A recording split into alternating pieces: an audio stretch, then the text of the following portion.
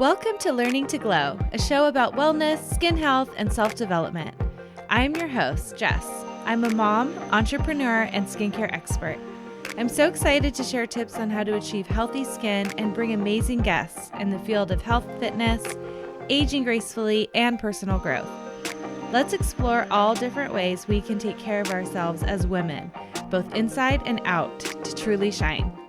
So let's get glowing. Hello, friends. Welcome to Learning to Glow podcast. I'm really excited about today's episode. We are talking about something that we've never talked about on the podcast before, and that so many of us are dealing with, which is migraines. I've had complicated migraines in the past. Oh, it's been a while, but it was when I was pregnant, and so that's one type of migraine, and that is something that I've had experience with. But today I learned so much more about migraines in general, thanks to our guest. And this is an issue that affects 1 in 5 women. So happy that I can share this episode with you today. My guest is Diane Ducarme, and she shares her powerful story and what she's learned about migraines and how she's helped so many women help with their chronic migraines. We talk about triggers from hormones and stress to toxins and diet. We also talk about how combining different healing approaches can help you find what actually works for your body. It's so individual. She's a super informative guest. I loved this conversation with her, and you can find out more about her. You can find out how to work with her in the show notes. If you go to my show notes, all of her information will be there. If you know someone who suffers from this, please send them this episode. This is episode 146. And thank you. Thank you for sharing it with someone. If you are not signed up to my newsletter, also make sure you go to simplyjessskincare.com, because I always send an email with a link to this week's to the week's podcast. And I share special offers with my all-natural skincare brand, Simply Jess. So make sure you go sign up. It's very easy to do. When you sign up, you automatically get a coupon code for 20% off anything in the entire line. And let me know if you have any questions about that. You can send me a message or an email at info@simplyjess.com. So thank you for being here, and I hope you enjoy this episode. Hello, everyone. Welcome to our show today. We have Diane Ducarme with us, and welcome to Learning to Glow podcast. Thank you so much for having me. We are already having fun before we hit record, so I'm so happy you're here. It's so fun to talk to somebody. You have such an interesting story. You have such an interesting background, but we're going to talk about migraines today. And I know a lot of people personally that suffer from migraines. So I'm really excited that we're having this conversation. We've never talked about it on my podcast. So before we get into all of that, tell us a little bit about your background, because it's so interesting. We want to know how you came to find the work that you're in, and tell us about you. Yes. So when I was 17, I had a skiing accident and I broke my femur. I lost half of my blood and I shrunk a kidney. And after that, for about 12 years, I was sort of on paper recovered, but inside of me, my body is completely off. So for example, I would nap from 2 p.m. to 8 a.m. the next day without waking up. And I do that at least, twice a month. Or my cycles would be, from being regular, they would have become 48 days and then 53 and then 64, super random. And these were things, and then my weight had, and my energy, my metabolism had fundamentally switched. And so initially I tried to be on weight loss programs and try to sleep if I was tired and be on the pill to regulate my menstruation, all of which, in hindsight didn't make any sense. Until for work, I went to live in China, in Shanghai, and I discovered a traditional Chinese medicine and how food in 3 weeks got me back to where I was 12 years prior. And it shocked me because I thought, wow, this is so powerful. My colleagues at work said, Diane, is placebo. And I thought, there's no way I can command these things in my brain. And then fast forward in 2015, my sister had migraines, very severe migraines, and she thought she had a brain tumor because our uncle had just died of a terrible brain cancer. And so I said to her, I know someone who can help. And together we helped her. And within 4 months, she no longer had migraines. And I didn't think it was anything special until 2019. The daughter of a neurologist is a friend of mine. And She says, I have had migraines for the last 7 years. And my father says I need to get medicated for a lifetime and have injections, including injections in my brain.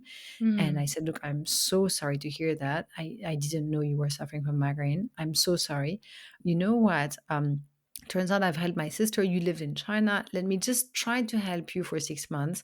And if it doesn't work, then you have 49.5 years of injections to look forward to.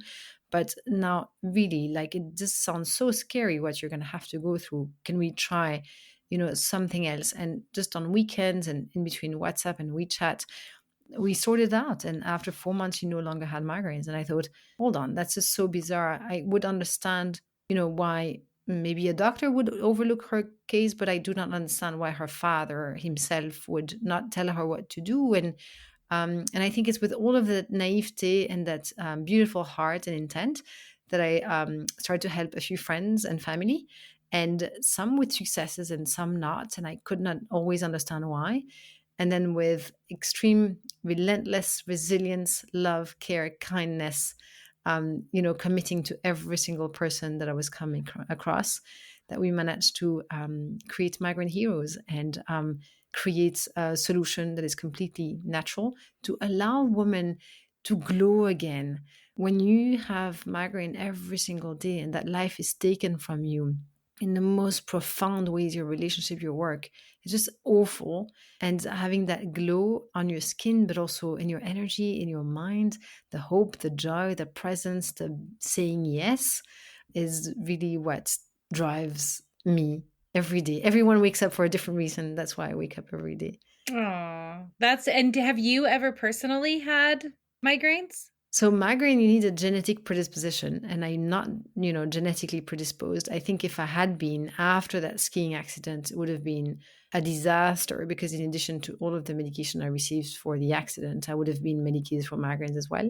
So not me, my sister, my friend, and then 1 in 5 women. And so I started to realize that I was Wow. surrounded by people who were suffering, and that as a person, sometimes I had overlooked it and really not understood what people were telling me when they were saying, hey, Diana, I'm not feeling well. I'm trying to have a migraine. I'm going to go home before it hits me.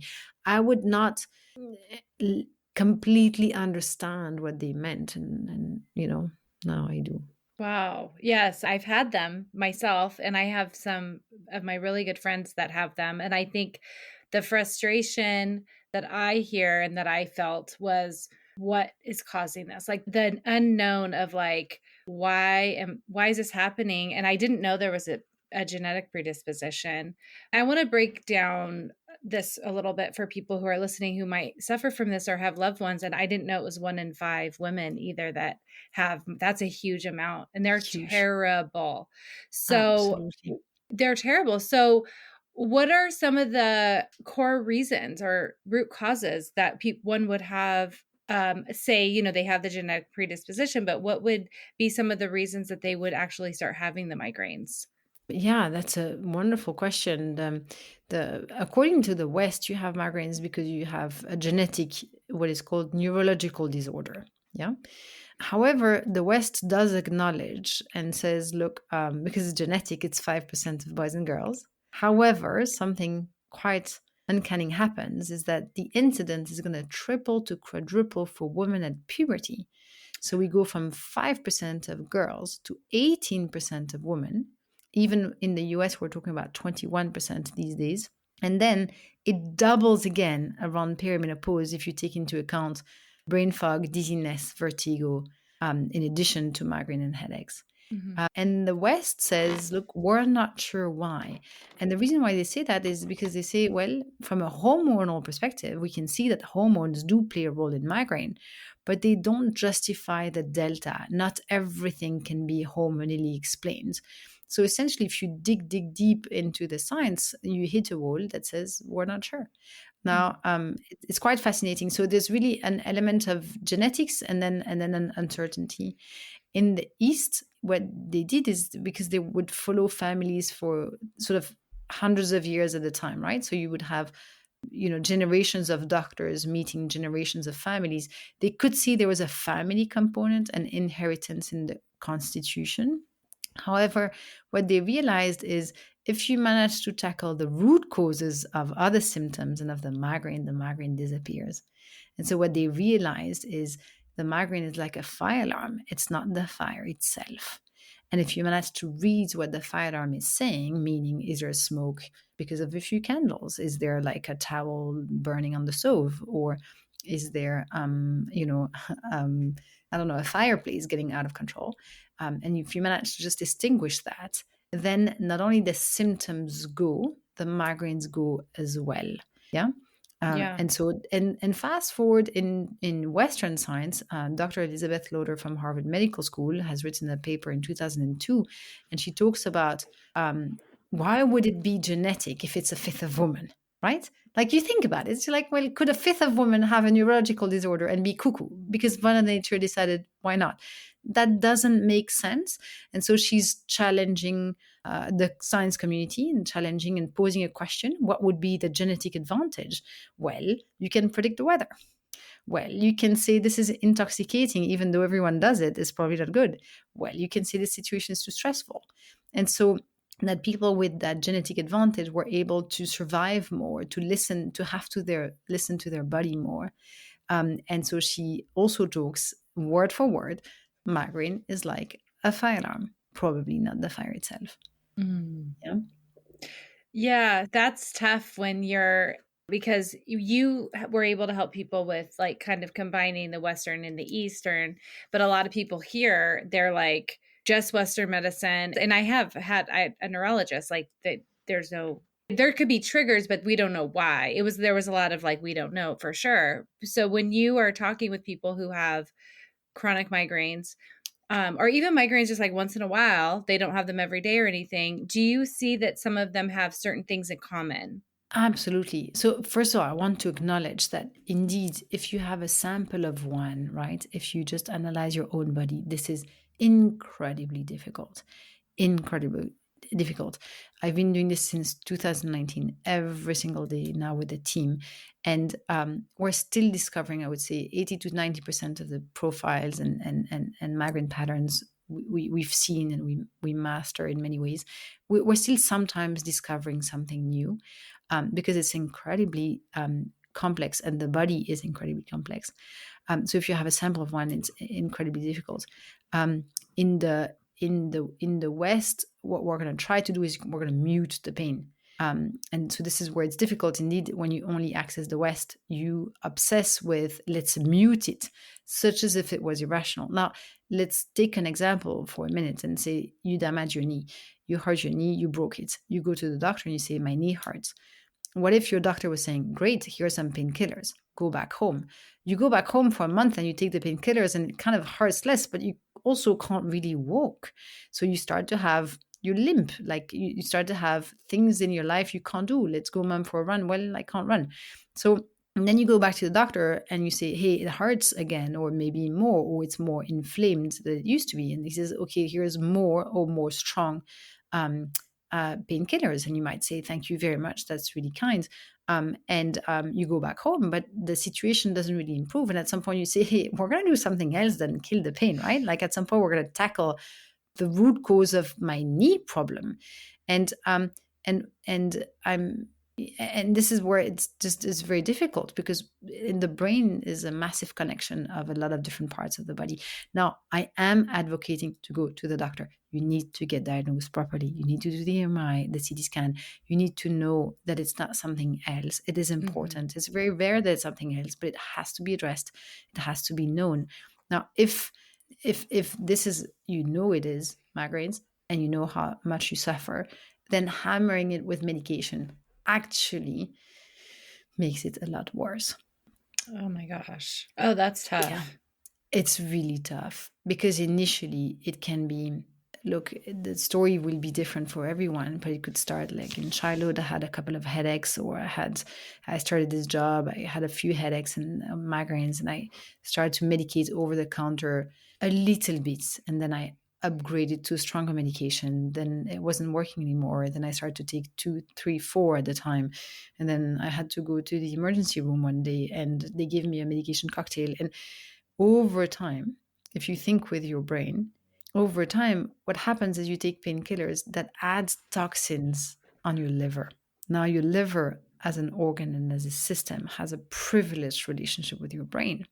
If you intoxicate your liver, leisure with a lot of alcohol, which none of your listeners are going to do if they have migraines, I'm sure they're saints and so good with their food and so good with their habits. If you intoxicate your liver like a teenager, well, then you have a hangover, right? Because your brain detoxes and your liver, intoxicating your liver is going to cause that sort of inflammation, that pain. And so if you medicate for a lifetime, it's not any different than consuming a lot of alcohol or a lot of different forms of toxins, and your body will complain about it.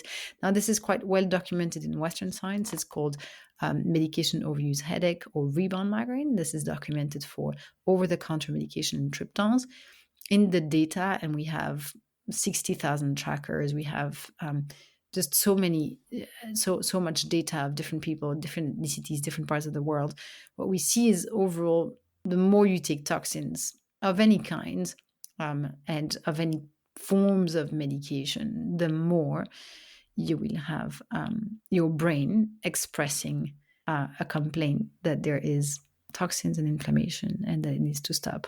That makes total sense. And yeah, speaking of alcohol, let's talk about the Eastern influence and the philosophies that they have. Like, where would we start if we're having not grabbing the medication as the solution?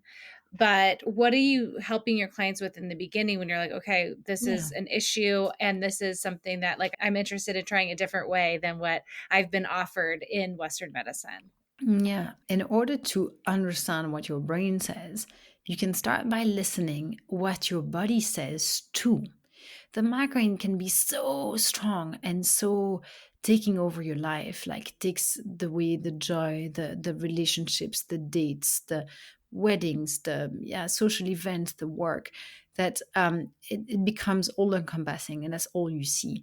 But if you take a moment to pause and to interrogate your body, am I feeling also nausea with my migraine? Am I vomiting with my migraine? Do I have trembling sensations? Do I have paralysis of half of my body, one side or the other side, or both sides, or just one side all the time? Do I feel numbness in my arms, numbness in my legs? Do I have a lot of eczema? Do I have acne? Do I have cystic acne in my back? Do I have a lot of urinary tract infections? Do I have very painful menstruation? Do I have no menstruation? And all of these are other symptoms that will correlate and coexist with the migraine. So they are the smoke and the fire. And they will, to some extent, mimic and mirror the migraine. And so the first step is to really take observation of what else is my body crying about. What else is it that is different in my body than in other people? For example, do I feel lethargic? Like people say they're tired, but I feel intuitively I'm a lot more tired. I'm going to sleep my 8 hours and I've slept them and I wake up and I'm so exhausted. Is that normal? And so, like, the first work is a work of observation of what else is my body trying to say. For the anecdote, like we have at Migraine Heroes, like a migraine assessment, and it's 75 questions linking the pain to the other parts of the body. Just by taking that, you feel, oh, interesting. Oh, do I have purple dots on my skin? Purple dots on my skin. What does that look like? And the assessment will show you what it looks like. And it's inoffensive to have that, but it's a sign. It could be related to left side migraines and evening migraines and hemorrhoids and dark circles around the eyes. And Wow. how do I correct that? And so the first is inquisitive mind. So instead of saying, it's a bit like your child cries and cries and cries, and you try to shut it, or you try to put on earplugs or like a Bose headset. I mean, no mother would do that, right? At some point, you're just going to listen and knee and say, what are you trying to say? And so the first act is an act, a fundamental act of kindness, of saying, what are you trying to say? What are you trying to tell me? And after that assessment, I usually spend an hour and a half. Sometimes it takes up to 3 hours of conversation to play back what the body every step of the way from the first onset of migraine all the way to today. Sometimes it's 40 decades, 5 decades of data, 50 years of data. What is the body trying to express that we are repressing, and making it try to mute? So number one, listen. And then number two, as a detective, start to interpret. And then number three, we start to prioritize. Okay, so what is it saying the loudest? Okay, so let's imagine your child. So I think you have an 11-year-old. Let's imagine your 11-year-old was 2 or 3 and they were having their shower for the first time and you were so proud and they're so proud. And on the way out, they jam their finger in the door, and they start crying. And they cry and they cry. You go to the doctor, you say, "Oh, my child is crying. So, I'm so sorry. Here's some earplugs." Then you go back, it's like it's crying louder. Okay, here's some Bose headset. And each time you take the mute button, you're like, "Hey, I can do my laundry and my cooking, and I hear less noise." But still, the child is crying. Now, over time, what it's going to do is going to cry louder, and it's going to start to bang on the door and express and do all sorts of things to attract your attention. That's exactly what your body does. And so we want to need and we want to listen and to see what is needed. Now, at that moment, your child will be in pain and there's an infection starting and probably stressed and wants to give you a hug and probably wants to eat a little bit and is hungry and probably thirsty. Okay, so we have 5 problems with the child now, not just one. If you start with the food, the child is going to likely reject it. It's the same as the body. It's like, "Hey, I am also hungry, but can we please take my finger out of the door?" So step 1, take the finger out of the door. Step 2, maybe give a hug. Step 3, put a plaster and a bit of, disinfectant, etc., etc. And so with the body, it's the same. It's like listening and then saying, okay, what is the most acute problem right now?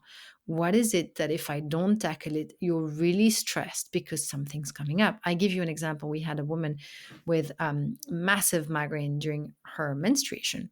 And we gave her a few foods, and I was expecting that she'd have a few blood clots in her menstruation, and she expels the blood clot the size of a baseball. Okay, very stressful for her body. Her body's like, okay, unless she takes action, radical action, and I don't know how she's going to do it, we're having a problem. Now, you can't see that on an ultrasound. And the moment she came out, she thought, wow, like it feels like I've dodged a bullet. And the body relaxes. Her body starts to stop being so stressed. So you could tackle the other problems. You could say she also has intoxication of the liver. She probably does. But at that stage, what matters most to her body is that first problem. So yeah, so listening, observing is really the first step. It's really important, like what you said about there's so many different things that you ask about because here we compartmentalize our organs and you go to a neurologist and then you go to a heart doctor and everything's very separate. And what you were saying is like there are these systems that correlate. If we're having issues with migraines, we could be having issues with our skin. And maybe people don't realize that here in the West, unless they've seen acupuncturists or different, worked with different people in Chinese medicine. I think it's really important to note that like it is. And I've said it like 1,000 times on my podcast. Like if you're having something with your skin and it's out of the blue, it's like, okay, what is that telling you? It's like an alarm system, like you said, it's like that smoke alarm, and to take a deeper look and try to figure out what's going on. I think that's such a good point that we have to remember, like growing up in the West.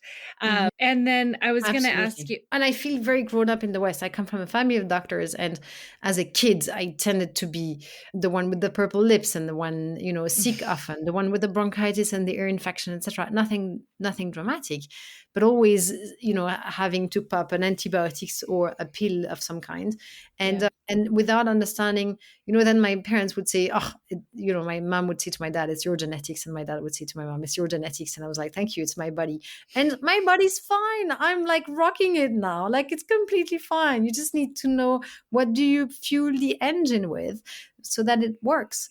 And I think, I grew up with a very Western mindset, so I really relate to what you say. Like, this was me too. Once you discover it, there's a bit of a shock. You're like, oh, whoa, wait a minute. We can make that car drive better and faster. Let's do that instead. That's so funny that you say that, because I was told by a doctor, I've shared this before, but there was a doctor who said, because I was always taking antibiotics as well as a kid and as an adult all the time. And this doctor was like, you just have like a bad immune system, like genetically. And I was like, I was just born with it. But like, meanwhile, then I learned later, I just all these antibiotics over so many times, like I would rush to the urgent care. I remember like being in my early 20s and like being a little sick or not feeling good, and I'd go straight to urgent care. Like I couldn't sort out how to just, I should have just gone home and had some soup. But I would go to the urgent care and then they would give me antibiotics every single time. And it just like over time, it just, and with the stress, there was a Mhm, compound reasons mhm, why I was sick all the time. mhm, But it doesn't mean that I was born that way or that I had a weak immune mhm. system.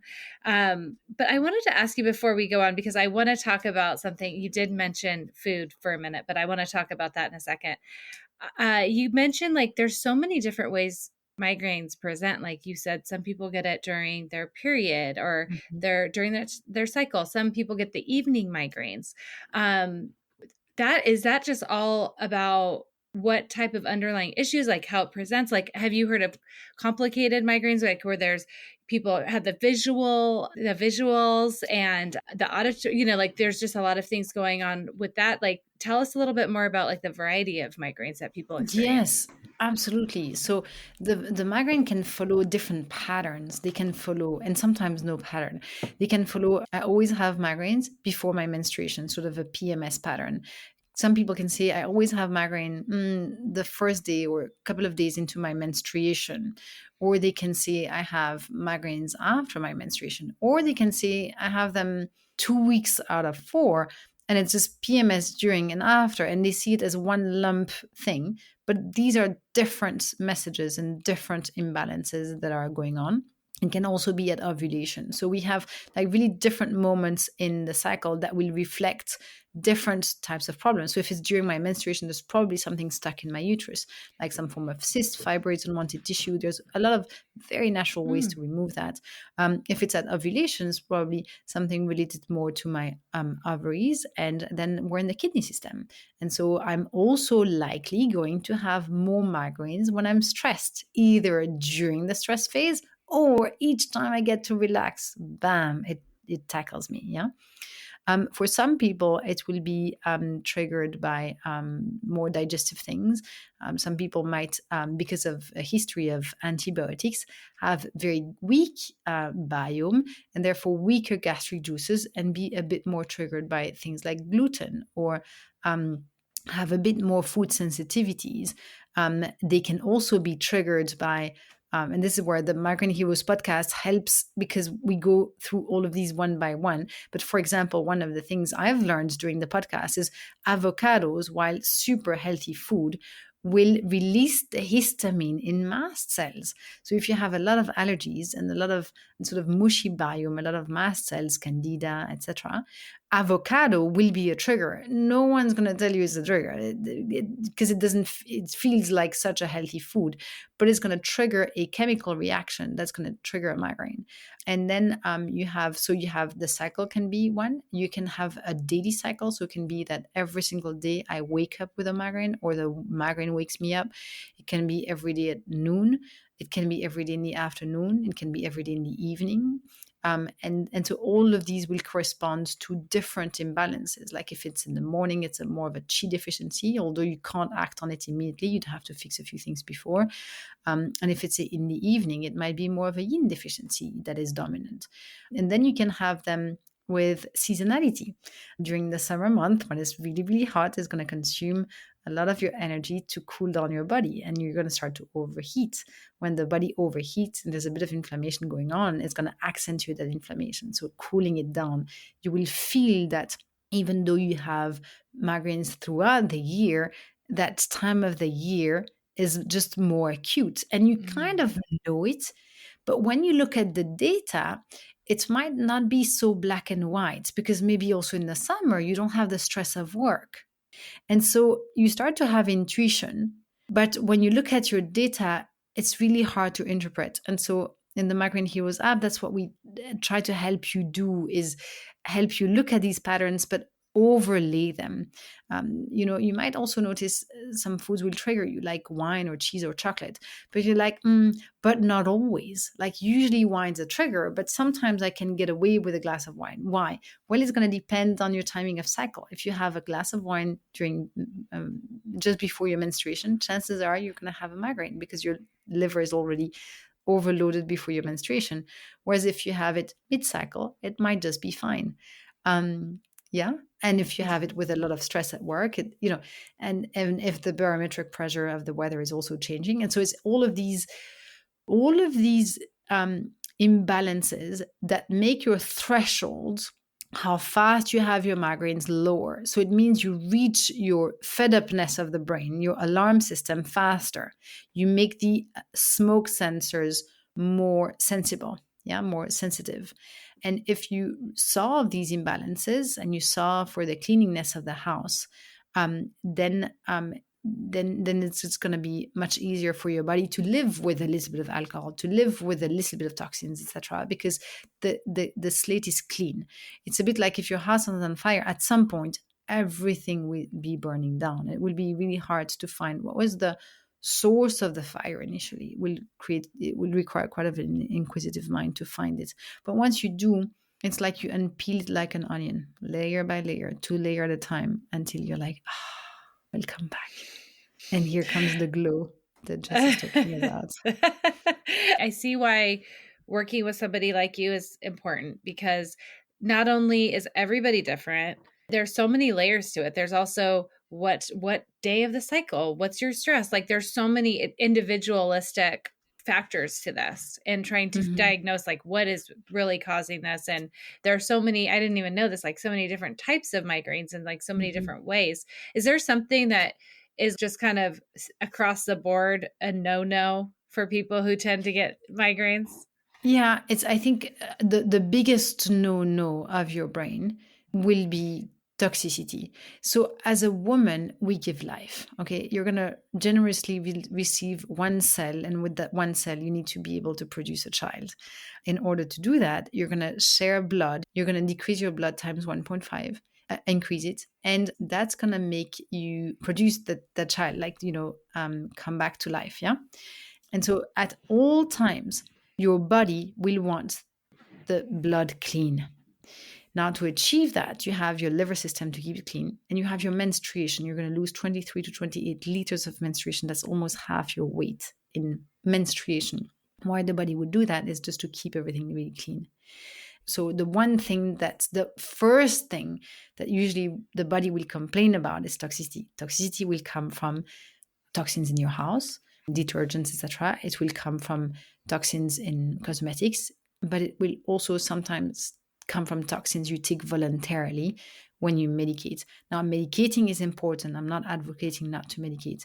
However, always take medication that serves you and that works. Don't let something, hey, I'm not quite sure it works, but kind of I've been told to, so I'm going to passively accept that. I think if it doesn't work, really, you need to address that. And then you need to, over time, find the root cause, because it's a momentary patch, find the root cause of why, is this happening, and therefore solve it, and therefore no longer require a crutch to live with. Yeah. Yeah. So okay. Number one, toxins. That's really, like, if you can eliminate that will serve you greatly. That's good to know. It's very easy to be bombarded with toxins right now, like in the world that we live in, especially there's a ton of toxins in our food and like how we eat. And is that something that you address with clients with regards to food? Because I know from what I know about Eastern medicine and Chinese medicine, there is a certain way, and it's not even like the specific foods. Sometimes it is that I've learned, but it's like, for example, I'm drinking a hot tea right now, and that's better than a cold iced coffee, which I already had plenty of this morning. So I'm not going to pretend like I'm doing great here, but talk to us a little bit how the diet or food can be a healing component of this, or something that could be not so good for people dealing with this in the terms of like what you've learned with the Eastern medicine type of philosophy. Yeah, absolutely. And one of the things that in the West, we treat everything sort of black and white, like this is good, this is not good. And the reality is a lot more nuanced. Like, it's going to be great in some situations and not so good in others. So it's all about understanding, where am I and is this serving me? So, for example, I'll give you one example that really strikes me, because it's such an amazing food, and yet has a dark side to it too. Let's take, for example, goji berries. Goji berries are loaded for their properties. They're qualified an adaptogen. They're like close to perfection. Goji berries will stimulate your liver. It will detox your liver. It's going to nourish your kidney system. It's going to increase your blood. It's going to remove inflammation. It's a wonder. It's a mini berries, and it's so wonderful that if you have it, you should only have 8 to 10 a day, because it's so incredibly potent that having more would be too much for your body to handle. However, if you have a disease and you have a small virus that is just walking by, okay? So I have, kids at home, and they come back with stuff from school, and sometimes I can feel I'm being gone through by something. There's just a little bit of I'm not sick, but I can feel that if I don't be vigilant, I'm not going to get rid of this. If at the same time I'm having goji berries as an infusion, for example, I'm going to make my body more potent. I'm also going to make that little virus more potent. So if you were taking that every day, you could go from having a bronchitis to a pneumonia, because it's a blood tonic and it's a kidney tonic, but therefore it also tonifies every organism in your body. The same way as an antibiotic would kill any biotic, it would kill the good ones. Yeah, the goji berry will boost any biotic, including the bad ones. Okay. So you want to say, oh, okay, today I'm feeling slightly off. My daughter's sick or my son's sick, and I can feel it's in the house. There's a germ. Like, I don't know if you see the days I'm relating to. It just, you can feel like I'm not there, but I'm on edge. And if I don't pay attention, I'm going to fall with my child. Okay, in those days, avoid tonics. Yeah. That's one example. Then, of course, in the food domain, also when we assemble foods, we change them. So let's take coffee. I think that's a great example. Coffee has properties. Coffee has properties because it's a yang, it stimulates, it increases energy, it increases yang, it increases chi, it helps, start the day. It really does. And it has beautiful power. And I think we can all feel it. It just gives a kick, it gives a boost. And that boost is positive. However, if in the West, we also say it's a diuretic. In the East, you would say because it increases yang, it decreases yin. So it's going to also decrease my yin. Now, let me put myself in the shoes of someone who suffers from migraine for a minute. Because sometimes adding caffeine will help with a migraine. And some medication will add caffeine to them. Yeah. And so it does have positive effects because it's going to stimulate my blood flow to go faster. Yeah, and if I lack a bit of blood volume, for example, I might feel a certain form of relief when I have caffeine. And so caffeine is interesting and has properties. Now, if I add milk to it, I've changed it. So the West is going to look at what's inside coffee, what's inside of milk, and look at the macro and micronutrients. In absence of how is that going to be absorbed as a whole. Once I start to put milk with my coffee, my body barely recognizes what this is. And it's going to increase my dampness. So it's going to increase anything related to brain fog. And it's going to increase my weight gain along my midsection a little bit. And if I have a tendency to have urinary tract infection, eczema, or a bit of acne, it can gently, slowly, it's a slow trigger. You see, in the Migraine Heroes app, we distinguish what's a fast trigger, what's a slow trigger. It's a slow trigger because it's not going to trigger you in the moment, not necessarily. However, it's going to build up an imbalance. And if you have that imbalance already, which is not necessarily the case initially, then it's going to accentuate it. And so we want to be mindful. Then you add the cold to it. And then, then it damages your gastric juices also. So you have just a double whammy. It adds a bit of dampness, damages my gastric juices. That's going to accentuate my forehead migraines and accentuate my fogginess in large portion. So for something to be harmful, it needs to come in a certain quantity. It's the quantity that makes the poison. Yeah. The same way I could argue one apple a day keeps the doctor away, as we see in the West, 5 apples a day. Like if you just imagine you had 5 apples every day, you could think, oh, my stomach is going to start to be really grumpy. Yeah. So it's really the quantity. It's just living in balance and harmony, not being too extreme. And really, while you do these things, listening to your sensations. I think if you suffer from migraine disease, and I'm really, look, first of all, I'm sorry, like for all of there's no words that will remove the pain of the decades of pain and the relationships broken, and only know what you've lost. But try to change one thing at a time so that you can listen more. And listening is incredibly important when it comes to migraine disease, like really following your gut, your intuition. Only you know.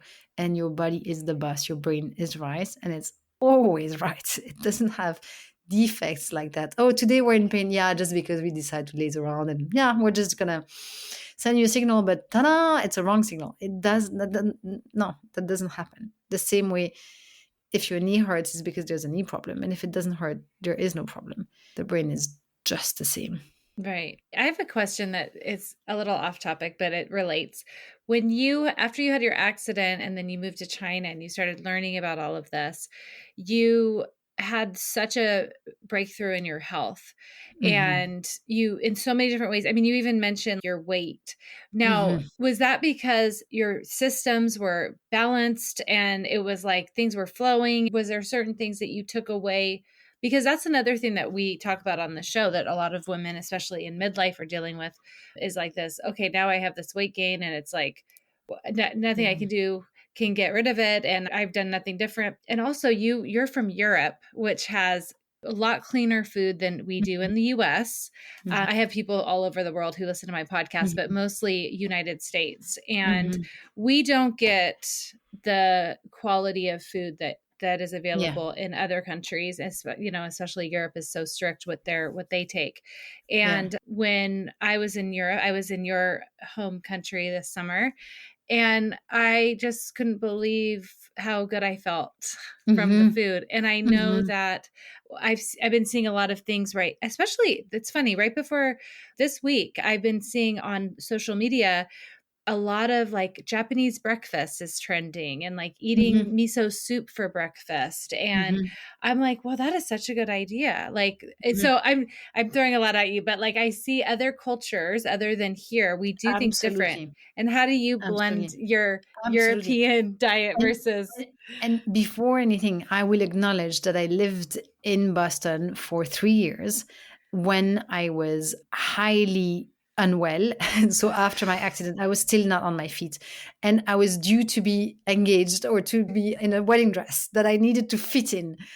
And I remember, trying to be outside of the US for work, to be able to eat properly, because it was just so difficult, so yeah, difficult. I found it excruciatingly difficult. I had a lot of inflammation from corn syrup while being there, and I knew nothing. And the stupid thing, what, just is I was counting my calories, and I was more on a Weight Watcher mindset. I was like trying to eat less. I eat probably 2 to 3 times as much as I used to eat there, and I weigh 5 kilos, so 10 pounds less. So I was trapped in that idea of calories in equal calories out. This is, as we now know, completely off. It depends how your calories are being processed. So how is your body processing your food? And so I would say back in the time, I was making so many sacrifices to keep sort of a weight which was fine, but therefore would consume my energy, because then it's all you think about. yeah, Now, a couple of things, especially about perimenopause. In perimenopause, sometimes women think they're gaining weight because they have had something too much, and something is because they have something too little. And so they're going to go into a lot of fasting and sometimes aggravating what they're missing too little of. And that's a really it's a big topic. It's a big topic. So essentially, you have when you're a child, you have 10,000 taste buds on your tongue, and you lose them. You are at 7,000, 5,000 as you age. So you lose almost half of them in a lifetime. And your gastric juices are quite similar. Initially, they're extremely potent, so they can kill any parasites, they can break down any foods, they can take the gluten, the ice cream, the sugar, and it's all fine. And the child still grows up largely fine, right? Like, don't poison your kids, but they can get away with it. Now, as we grow up, the body becomes less forgiving, and so over time we have less of these gastric and digestive juices and enzymes. And it's about how do you cultivate them so they continue to break down the food for you. So in perimenopause, oftentimes women get tricked because they have sort of this bloating effect and this belly coming out. And so they think they have had something too much, when in fact they have had something too little. So as the gastric juices decreases, the digestive enzymes and the taste bud decrease, they just need more gastric juices. By fasting and intermittent fasting in the morning, they can sometimes make that worse. And so they're going to deprive themselves of breakfast and they will feel their belly still flat. And the moment they will put something in their mouth, they're going to have that bloating effect. And it's in fact because they're lacking something. Now, these liquids are very close to the liquids that would be manifesting as dizziness, vertigo, etc. And so that ensemble needs to be tackled, and that ensemble needs to be treated at the root cause. And so if you want to do intermittent fasting, phenomenal. Fast in the evening. It's a lot harder from a family perspective, and it's hard with teenagers, etc., and food, etc. But from your body perspective, this is a better option. I feel like we could talk all day because there's so much to it. So for everybody who has ever suffered with this, who is not getting the answers that they need, please share more about what you do, how people can get a hold of you and get this sorted, because you're offering a lot of hope here for people who don't have any when it comes to this. Yes. So you can find us on migraineheroes.com. You can find the Migraine Heroes podcast and the Migraine Heroes app. We're fundamentally here to help. This is a structure that is put together solely with the intent of getting your life back, having you take control, having you understand, and having you just live the life you're supposed to live all the way. Oh, okay. Well, I'll make sure to link all of that in the show notes. So just go to the show notes and find Diane. You are so incredible. Thank you for teaching us everything that you taught us. And you have to come back. Why don't you come back and do another episode? There's too many. I didn't get to so many questions. So many. And thank you so much, Jess, for having me. Thank you for lighting, and taking your time for a problem that is so grand and so big and so too much. We went to the moon in 1969. Can we help these women? Yes, we can. Why? Because we choose to. And I think we have to, as a society, make that choice, make that priority. It's important. It's our mothers, our grandmothers, our wisdom female role models that are suffering, and this is completely unfair and not will we go to Mars? Probably. Can we get women to have their brain too, like 50% of them when they're in perimenopause? Yeah, I think we should. That should be prioritized. Yes. Absolutely. Oh my gosh, I love it. Well, thanks again, Diane. It was so good to have you. Thank you, Jess. Thank you for listening to this week's episode. Please subscribe and review so we can reach more people who want to learn to glow alongside us. See you next time.